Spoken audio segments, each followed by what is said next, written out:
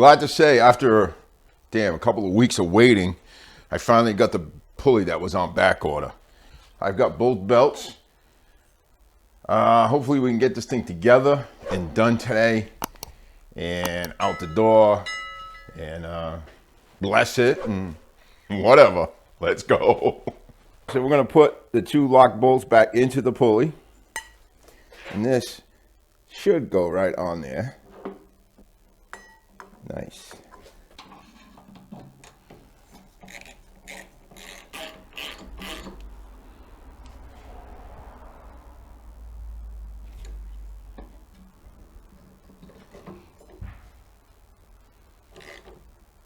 So to change your oil, use just an adjustable wrench. You take this nut off here on what looks like a pipe, you loosen it. Using a funnel, you can direct the oil into your drip pan. Once it's empty, you put your nut back on. Just snug it up. Don't want to overdo it. Engine oil goes inside here where it says engine oil. This is your dipstick. Throw your engine oil in here. I can't remember how much I put in there. Doesn't take a whole lot. Anyway, on the dipstick, it'll tell you when it's full or when to add. And anywhere in between, you're okay. So once you think you got enough oil in there, start your engine up, let it run for a few minutes. Take this back out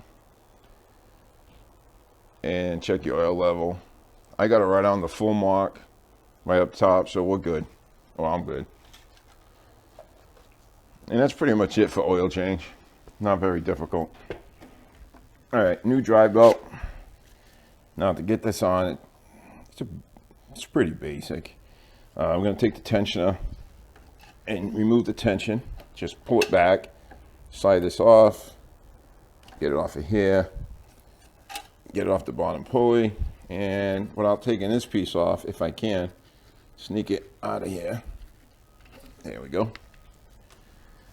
Now, you want to match it up, make sure it's the same belt.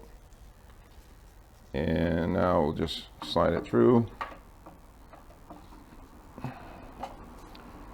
Okay, I'm gonna put it on the bottom pulley.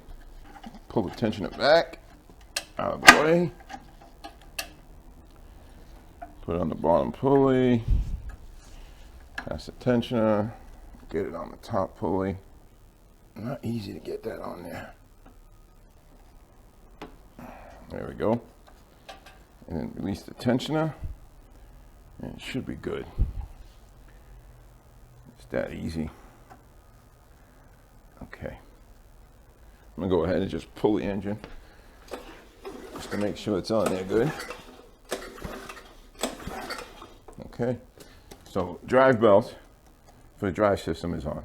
Now to get this front section on, get the auger belt on, and now we're going to slide it back into place.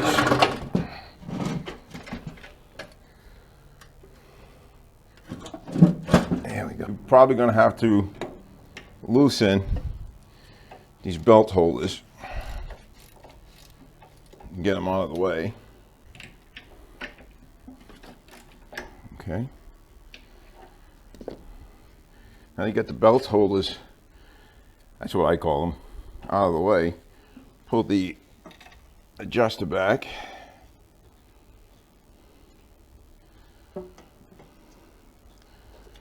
And get that belt on there. Just like that. Now you're going to put these back where they were. There we go.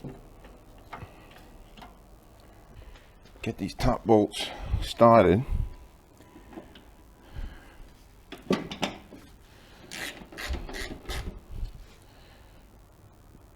Snug them down. Then I'm going to flip this up. I'm going to tighten those bottom bolts on the housing.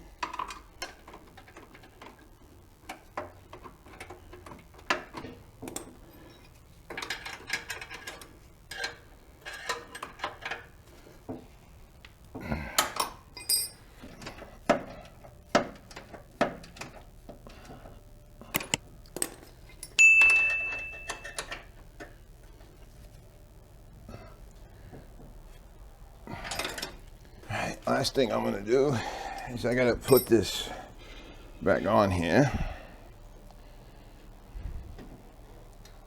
There we go. Put the washer on. Cotter pin.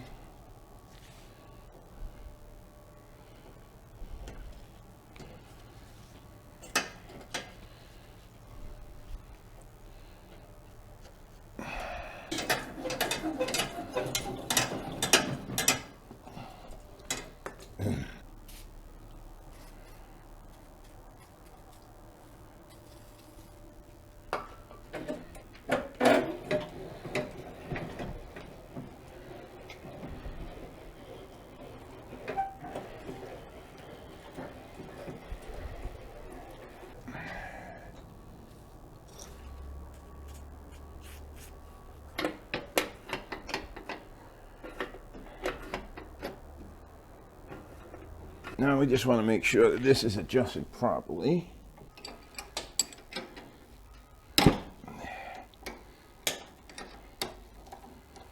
Okay. Just tighten it right there.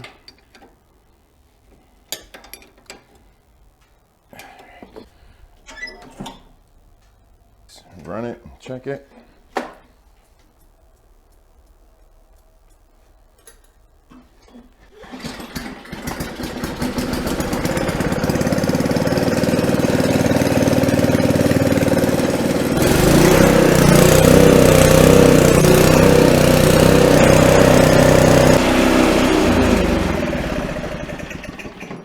Towards the belt to tighten it more, away from the belt to loosen it. What you want is about, when it's engaged, you want about a 1/2 inch deflection on there, more or less, on the belt, like movement back and forth, about a 1/2 inch, and you're good. Now, as this belt wears out, you're gonna have to adjust this again. So you got quite a bit of adjustment left on here. Just gonna go ahead and lubricate the linkage. Just lubricate all this stuff with some WD-40. I'm a bit afraid to spray this stuff on there.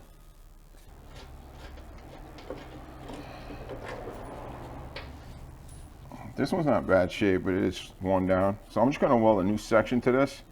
It's just a piece of metal that I got, and that'll make it last even longer.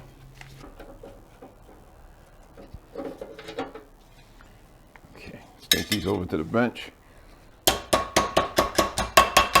I'm just gonna weld some of this onto there. And that'll work pretty good, man. Look at that.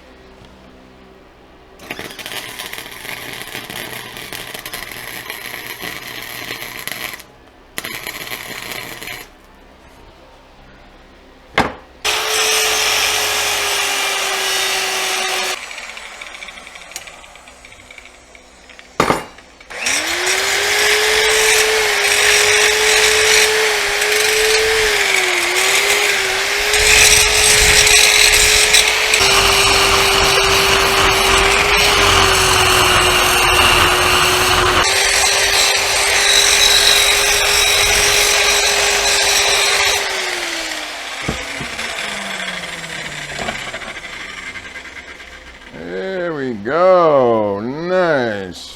New skid plates. The snowblower on the ground. Get these to touch the ground, and then we just tighten them up.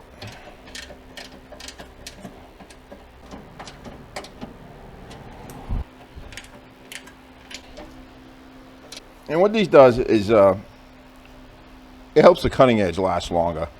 Bears the weight of the front of the snowblower, and it'll take this down while it's taking down the cutting edge. If you didn't have these, the cutting edge and the snowblower itself would just wear right out. All right, let's get the cover back on.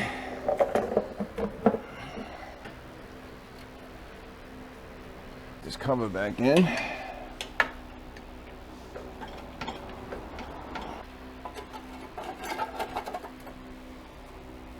Hook up the ground wire back for the switch. Let's get these back in place.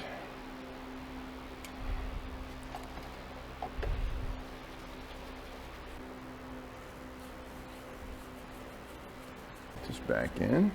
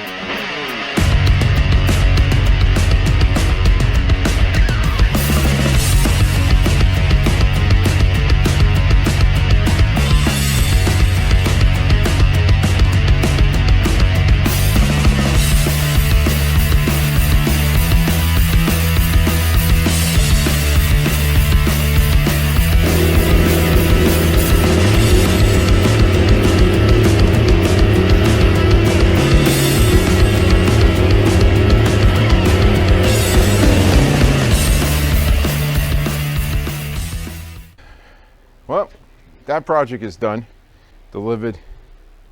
When he gets home, he'll see it. He already knows he's getting that. So, time to move on to other projects and other things that need to be done around the house. Charity work, just giving of your time and stuff, is it's a great thing to do. You want to try it. Serving a soup kitchen, read books to kids. There's so much you can do as far as charity work is concerned, and so many people out there that could really use a hand. So I'll leave you with that. You all take care. God bless. You all have a good day. Bye-bye.